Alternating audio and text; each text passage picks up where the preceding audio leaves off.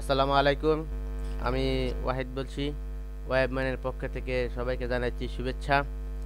আমি গত পর্বে আপনাদেরকে দেখিয়েছিলাম ওয়েব ডিজাইনের গুরুত্ব, চাহিদা, কেন আপনি ওয়েব ডিজাইন শিখবেন, এবং নতুন একটি HTML স্ট্রাকচার এবং HTML এর পরে HTML S1 ট্যাগ সম্পর্কে এবং S1 থেকে S6 পর্যন্ত ট্যাগগুলো আপনাদেরকে দেখিয়েছি। আর আমি আপনাদেরকে নতুন কিছু দেখাবো।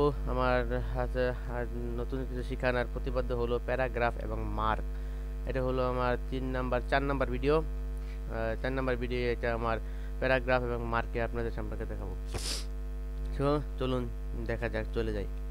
প্রথমে আমাদেরকে HTML সম্পর্কে স্ট্রাকচারটা লিখতে হবে। আপনারা জানেন কীভাবে HTML-টা লিখতে হয়, স্ট্রাকচার অবশ্যই জানেন। আমি আপনাদেরকে পূর্বে দেখিয়েছি, আবারও আমি আপনাদেরকে রিপিট করে দিচ্ছি। HTML শুরু করতে হবে এবং HTML শেষ করতে হবে।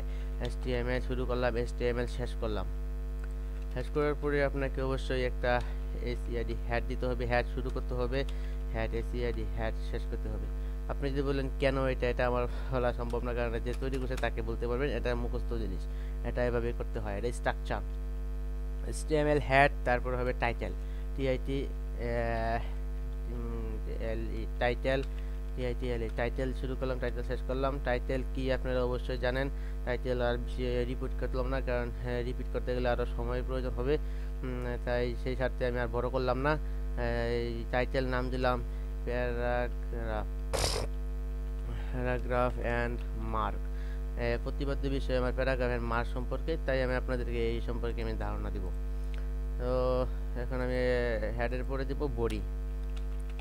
বডি শেষ করে শুরু করলাম, বডি শুরু করলাম, শেষ করলাম। ঠিক আছে, বডি শেষ করলাম। এখন প্যারাগ্রাফ যদি করতে চাই তাহলে আমাকে অবশ্যই একটা প্যারাগ্রাফ ট্যাগ দিতে হবে।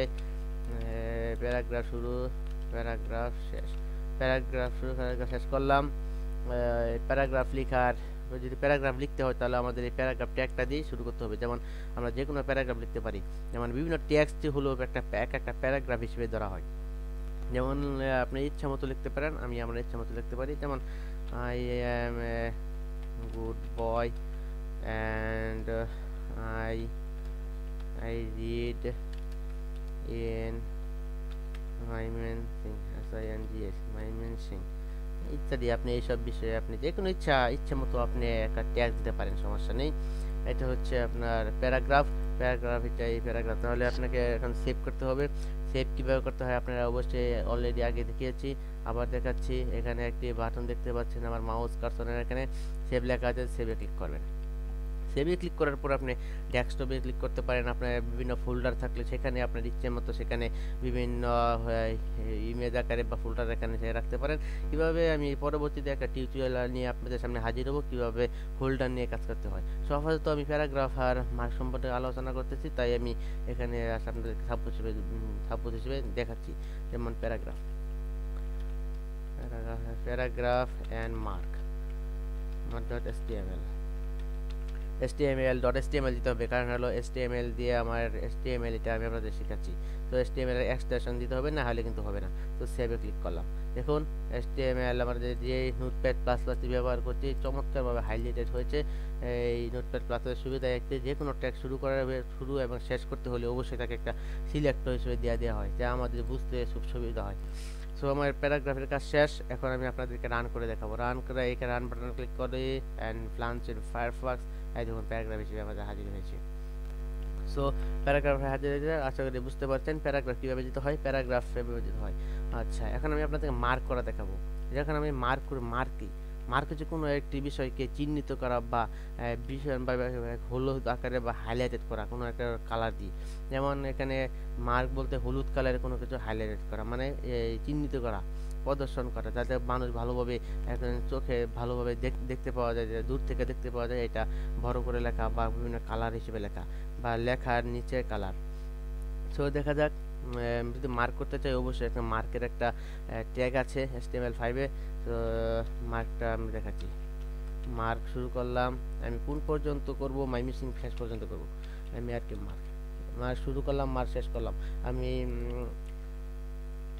আই থেকে শুরু করে মাইমিসিং পর্যন্ত করলাম, এই পর্যন্ত আমি মার্ক করব। তো এখন আমি জিনিসটাকে সেভ করলাম, লঞ্চ ইন ফায়ারফক্সে গেলাম, এখানে লোড করলাম। দেখুন একটা হলুদ আকারের নিচে লেখার টেক্সটের নিচে একটি হলুদ আকারের একটি সুন্দরভাবে হাইলাইটেড হয়েছে। সো মূলত এটি হলো একটি মার্ক। আজ আমি আপনাদের দেখালাম মার্ক এবং প্যারাগ্রাফ সম্পর্কে।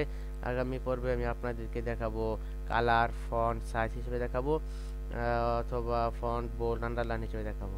একটি দেখালেই হবে, সমস্যা নেই। আমি আপনাদেরকে তাহলে ভালো হবে, যেহেতু একটা ধাপ আছে, সেই ধাপ অনুযায়ী আপনাদের টাইটেল, বোল্ড, আন্ডারলাইন হিসেবে আমি দেখাবো আগামী পর্বে। সো ভালো থাকবেন। আর বেশি টিউটোরিয়ালটা লম্বা হয়ে যাচ্ছে।